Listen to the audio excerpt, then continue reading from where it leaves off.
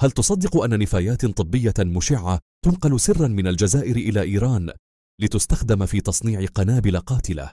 في سرية تامة وبعيدا عن أعين الرقابة الدولية، قام النظام العسكري الجزائري بإرسال كميات كبيرة من النفايات المشعة الناتجة عن الطب النووي إلى إيران. رغم تصنيفها كنفايات طبية، إلا أن هذه المواد تحتوي على عناصر شديدة الخطورة مثل السيزيوم 137 والكوبالت 60، والتي تستخدم في تصنيع ما يعرف بالقنابل القذرة. هذه القنابل لا تحدث انفجارا نوويا، لكنها تنشر إشعاعات قاتلة على نطاق واسع، ملوثة البيئة وناشرة للذعر والخوف. المصادر تشير إلى أن الحرس الثوري الإيراني قد يستخدم هذه المواد كأسلحة ردع غير تقليدية، أو يسلمها لجماعات تعمل في مناطق نزاع. فهل نحن أمام فضيحة دولية أم مخطط خفي ينفذ بصمت؟ ما رأيك أنت؟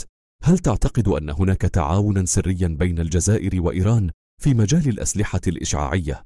شاركنا رأيك في التعليقات، واضغط على الإعجاب إذا أثارك هذا الموضوع.